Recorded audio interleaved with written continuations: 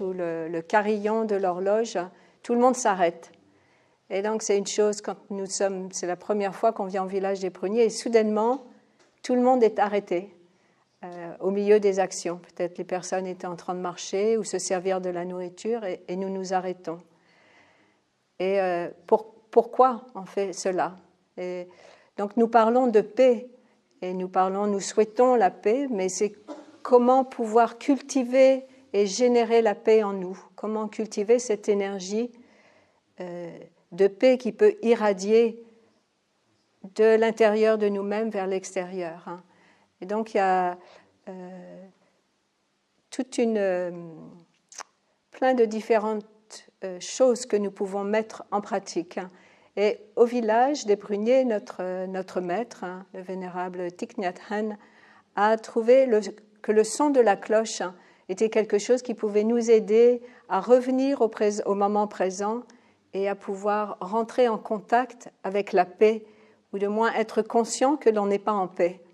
Si je suis consciente que je ne suis pas en paix, peut-être cela va m'aider à ok, je souhaite être en paix, qu'est-ce que je peux faire? Qu'est-ce qui se passe en moi qui m'agite? Donc le son, quand nous entendons le son de la cloche, nous allons nous arrêter. Et nous allons nous arrêter dans toutes les actions que l'on fait. Et nous allons revenir à notre respiration, tout simplement revenir à la respiration. Et c'est marquer un arrêt, car la plupart du temps, nous sommes pris dans une course qui nous emmène, qui nous fait courir vers le futur. Un futur qui n'existe pas, car le seul moment qui existe, c'est le moment présent. Donc il y a une course, quelque chose qui nous pousse, enfin on est poussé par une énergie d'habitude qui nous pousse vers le futur. Et alors qu'est-ce que je peux faire pour revenir? Qu'est-ce qui se passe en moi dans le moment présent? Donc nous utilisons le son de la cloche, mais il y a d'autres choses qui peuvent être utilisées. Nous utilisons aussi le carillon des horloges. Ça peut être le son du téléphone, ça peut être le rire d'un enfant, le chant d'un oiseau. C'est de nous s'offrir la capacité de s'arrêter à des moments, plusieurs moments dans la journée, dans notre quotidien, de s'arrêter et de revenir à notre corps, à notre respiration. Revenir.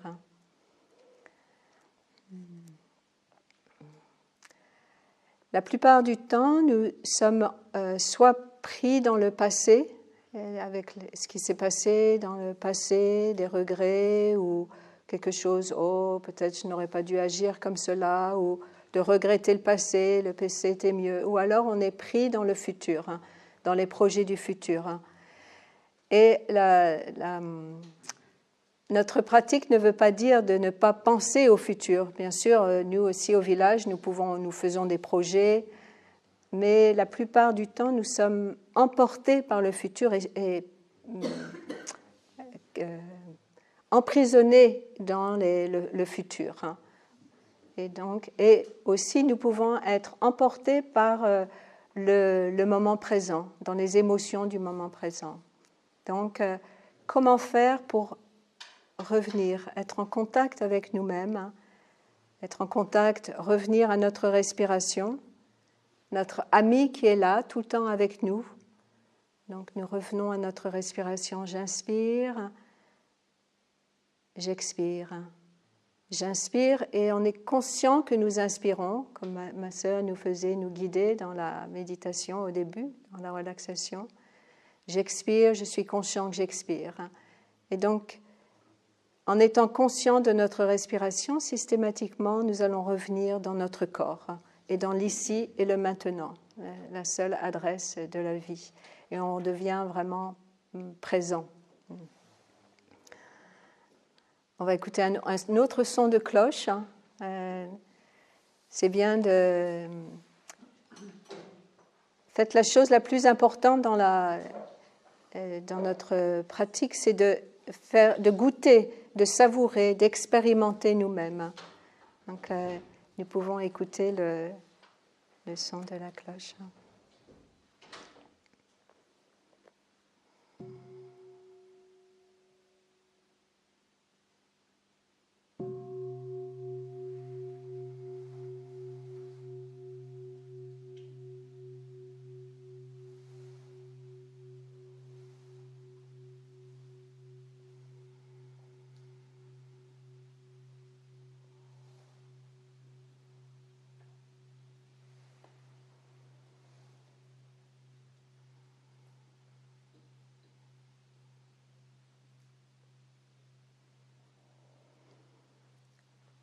Donc, tout au long de la journée, dans notre monastère, nous avons donc des sons de cloche ainsi, qui sont invités ainsi tout au long de la journée pour nous aider à nous entraîner, à nous arrêter, à faire des pauses. En fait, ce sont des pauses méditation, des moments qui vont nous permettre de connecter avec la vie et de revenir, c'est-à-dire et de s'apercevoir, de prendre conscience combien nous sommes entourés de merveilles. La plupart du temps, nous sommes pris dans nos soucis ou les difficultés que peut-être qui sont là dans notre quotidien, et nous oublions de voir qu'il y a également plein de beauté tout autour de nous, que les personnes qui sont là autour de nous ont une beauté qui est là, mais que l'on est pris dans nos propres difficultés, ce qui fait qu'on ne reconnaît pas cette beauté qui est là. Le Bouddha était un être humain, tout comme nous, qui a vécu il y a environ 2600 ans.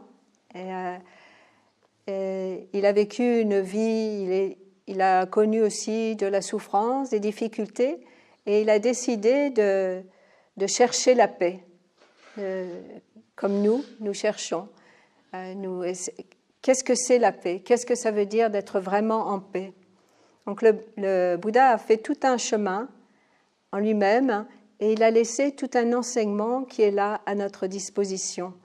Donc nous pouvons suivre ses pas et expérimenter nous-mêmes et goûter ce que lui-même a pu ressentir, goûter dans sa vie, dans sa propre vie.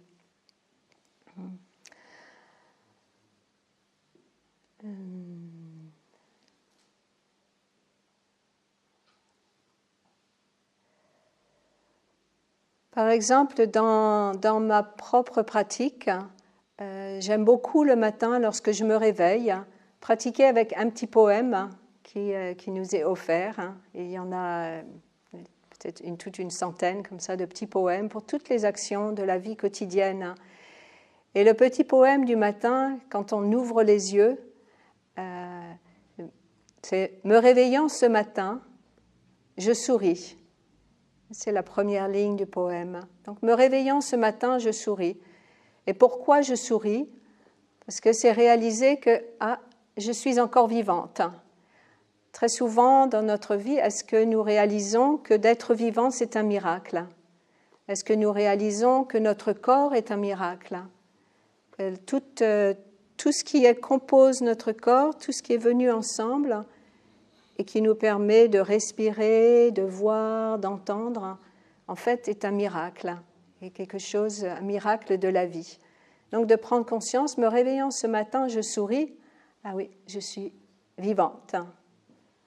Je m'éveille à ce fait que je suis vivante. Donc, je souris. Et peut-être il y a des matins où je n'ai pas envie de sourire, mais je vais amener le sourire, parce que d'amener le sourire, ça va changer des choses dans mon cerveau et ça va m'aider à me détendre et à me sentir beaucoup mieux. Donc d'amener un sourire. Souvent, les personnes aussi qui viennent au village des Pruniers ou dans nos autres centres de pratique disent « Oh, mais tout le monde sourit beaucoup ».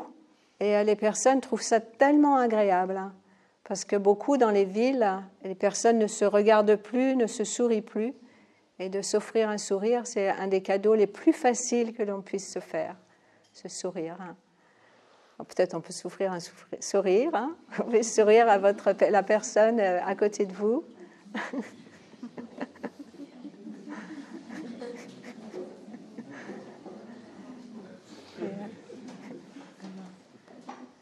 Donc, me réveillant ce matin, je souris. Et vous voyez, un sourire qui est offert à quelqu'un, et un sourire peut-être au début, ce sont des sourires peut-être un petit peu forcés, mais au fur et à mesure, vous verrez que le sourire, il viendra naturellement, il montera du cœur et il viendra naturellement. Et peut-être vous marchez dans la rue et vous souriez à quelqu'un, et ce sourire va changer la vie de la personne, parce que peut-être la personne se sentait seule, ou vous-même vous vous sentez seul et quelqu'un vous sourit, et ça vous reconnecte avec l'humanité, avec les personnes autour de vous, on ne se sent plus seul. Donc, me réveillant ce matin, je souris. J'ai 24 heures, j'ai 24 heures toutes nouvelles. Donc, 24 heures toutes nouvelles devant moi. C'est-à-dire que chaque matin est nouveau. Chaque matin est nouveau. C'est un jour qui se présente devant moi. Donc, suivant comment je vais le commencer, je vais parfumer ma journée, le reste de ma journée. Donc, si j'espère avoir une journée plus facile et qui se passe bien, qui est en paix. Donc, de dire ce petit poème. Donc, j'ai 24 heures toutes nouvelles, c'est-à-dire les choses difficiles qui se sont passées la veille, peut-être des difficultés. Bon, c'était hier. Ou alors peut-être des choses très très belles et que j'aimerais que ça se reproduise le lendemain. Non, voilà, je laisse. C'était hier. Aujourd'hui, c'est un jour nouveau, quelque chose qui va s'offrir. Je m'ouvre à rencontrer ce jour nouveau. Donc 24 heures toutes nouvelles devant moi. Et je fais le vœu de les vivre en pleine conscience, ou de les vivre, d'être vraiment présent là pour la vie, une véritable présence. Donc je fais le vœu de les vivre en pleine conscience, c'est-à-dire j'ai cette aspiration d'être vraiment là pour ce qui va venir dans la journée. Donc je fais le vœu de les vivre en pleine conscience, d'être vraiment présent, et de regarder tous les êtres avec les yeux de la compassion, ou les yeux de l'amour, les yeux de la compassion. C'est-à-dire d'avoir dans mon regard, de reconnaître que dans chaque personne, il y a un trésor. Bien sûr, il peut être plus ou moins enfoui, mais dans chaque personne, il y a un trésor. Donc, je fais ce vœu de regarder les personnes avec compassion. C'est-à-dire que de comprendre que peut-être une personne qui fait une action qui me blesse, si elle fait cette action, c'est parce qu'elle a de la souffrance à l'intérieur d'elle. Et donc de rentrer d'avoir ce cœur de la compassion. Donc, d'être pleinement conscient, d'être vraiment là. Le plus beau cadeau que nous puissions faire à nous-mêmes et aux autres, c'est notre véritable présence. C'est-à-dire d'être véritablement là. Et pour pouvoir faire cela, c'est s'entraîner à revenir, s'entraîner à être en contact avec ce qui se passe en nous-mêmes. Qu'est-ce qui se passe dans mon corps ? Peut-être mon corps me dit que je suis fatiguée, que je ne suis pas bien, il y a une douleur. Qu'est-ce qui se passe dans mon esprit, dans mes sensations ? D'être vraiment en contact avec mes émotions, avec nos émotions. Qu'est-ce qui est là ? Et d'accueillir, d'écouter, qu'est-ce que ça me dit ? Qu'est-ce qui se passe à l'intérieur de moi ? Pourquoi j'ai des émotions qui montent ? Pourquoi je me sens triste ou je me sens seule ?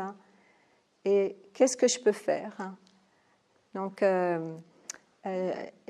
la présence de la communauté, par exemple, ce soir nous nous rassemblons tous ensemble, c'est une des choses les plus précieuses qui soit de venir ensemble pour s'entraider, pour se soutenir, se donner la main, pour avancer sur un chemin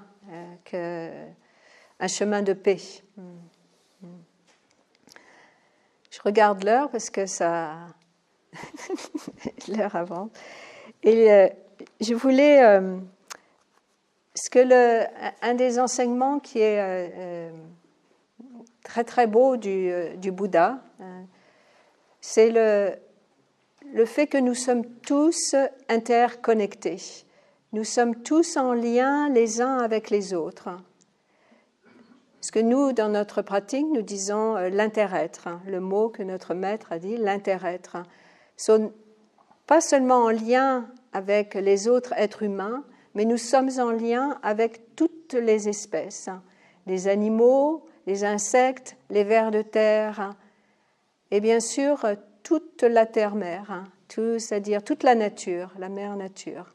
Nous sommes en lien avec les arbres, avec la terre elle-même, le soleil. Nous sommes en lien avec l'air. Et si un de ces éléments n'est pas là, nous ne pourrions pas exister. Et c'est de retrouver cette interconnexion, ce qu'on appelle l'interdépendance de toute chose. Et à partir de là, je sais que si la personne qui est à côté de moi souffre, je vais souffrir aussi. Si je souffre aussi, les autres personnes vont souffrir. Si je suis en paix, je vais pouvoir offrir la paix. Si l'autre personne est en paix, elle va pouvoir m'offrir la paix. Donc, je ne vais pas demander aux autres d'être en paix et dire à ma sœur, toi tu es en paix, mais moi je ne suis pas en paix. Mais c'est moi, si je souhaite la paix, elle doit partir à partir de nous. Nous devons être le changement que nous voulons voir. Donc, c'est moi-même qui dois cultiver la paix. C'est-à-dire chacun d'entre nous, cultiver cette paix ou cet amour.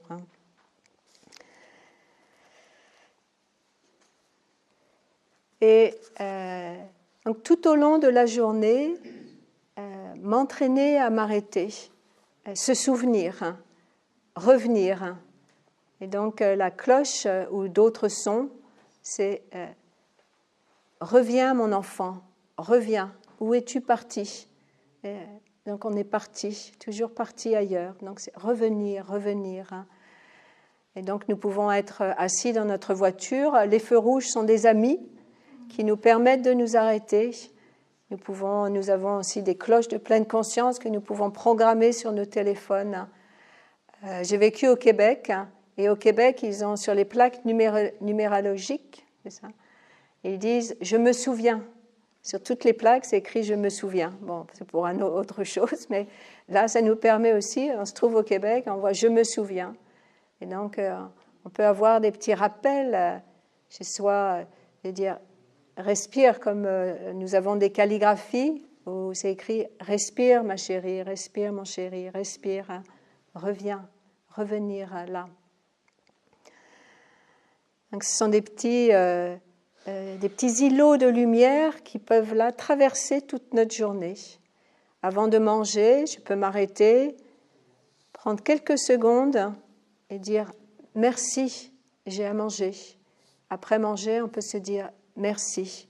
Dire merci à la terre, merci à tout ce qui nous a permis d'avoir à manger, d'avoir de la gratitude. Donc le soir, à la fin de la journée, on peut aussi prendre un moment avant de s'endormir, passer en revue la journée, et aussi un bel exercice qui va nous aider à toucher la paix et la joie, c'est peut-être d'avoir un petit carnet de gratitude, un petit carnet sur lequel on écrit par exemple 5 gratitudes ou plus. Quelquefois on a du mal à en trouver 1 ou 2 au début, mais après on s'aperçoit qu'on peut remplir en fait des pages de la gratitude. La gratitude, ça peut être pour nous-mêmes, ça peut être pour les personnes autour de nous, pour la nature. La gratitude, par exemple, pour les personnes qui retirent toutes les poubelles devant nos maisons, pour les personnes qui balayent les rues. La gratitude pour quelqu'un qui nous a aidés à traverser la rue ou à porter nos sacs. D'avoir une couverture, d'être ici ensemble ce soir. La gratitude pour sœur Myriam et Benoît qui ont initié, et puis d'autres que je ne connais pas qui initient ce projet. Donc, la gratitude pour notre corps. Donc, et cela va nourrir notre joie profondément.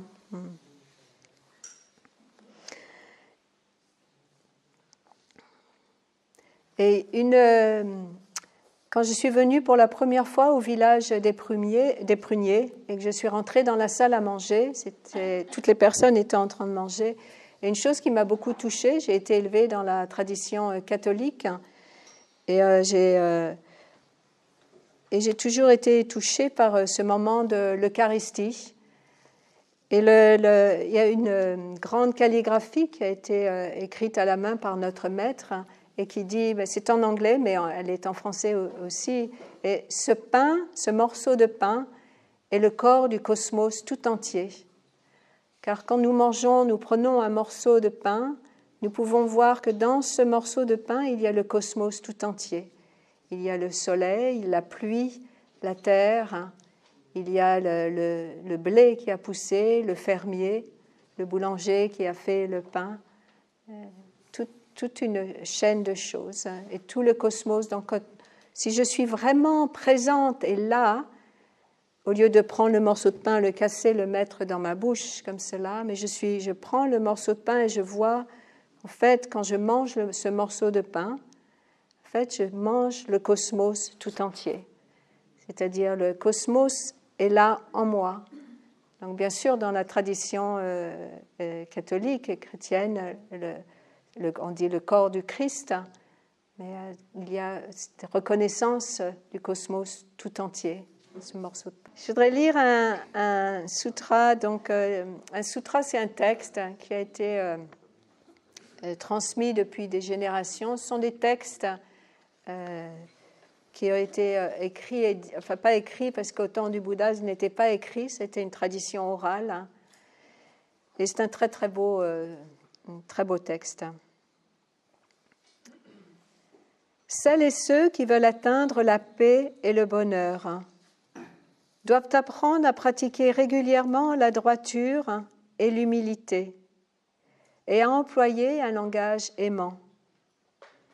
Ils savent comment vivre dans la simplicité et le bonheur. Ils mènent leur vie avec amour, harmonie, calme et maîtrise de soi. Ils ont peu de désirs et ne cherchent pas à être comme la majorité.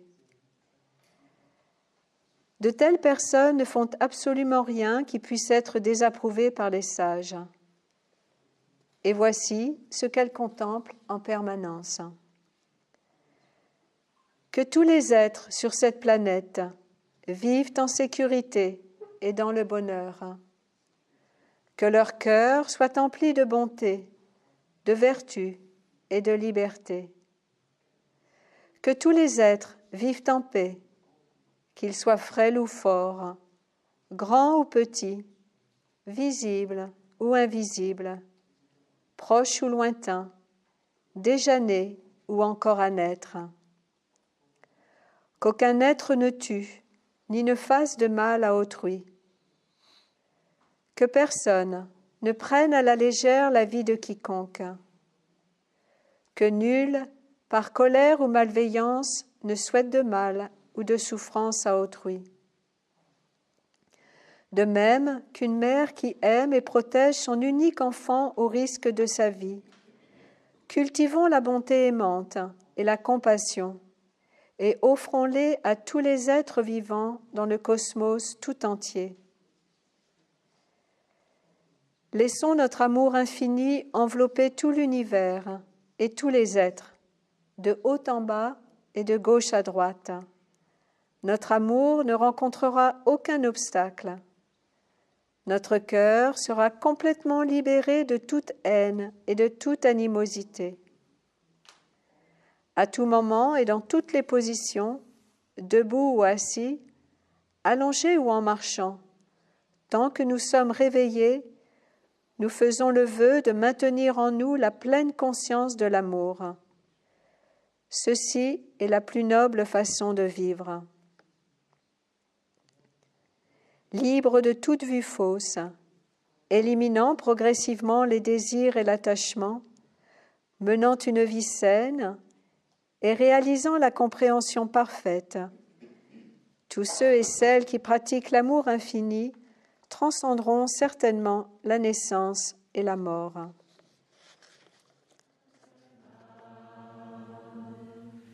Nous sommes tous les feuilles d'un même arbre.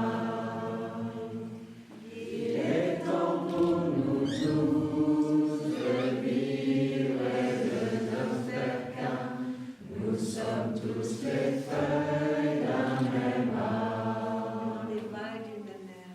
Nous sommes tous les vagues d'une même mer.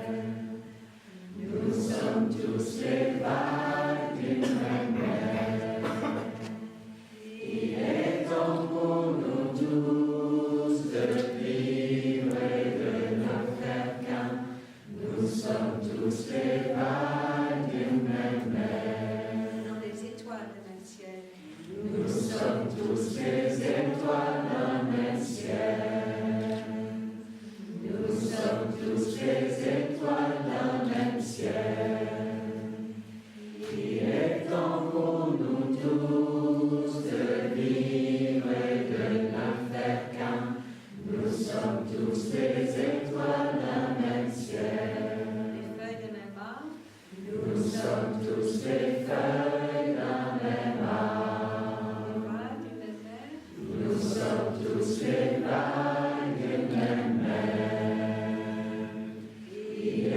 temps pour nous tous de vivre et de ne faire qu'un. Nous sommes tous des étoiles d'un même ciel.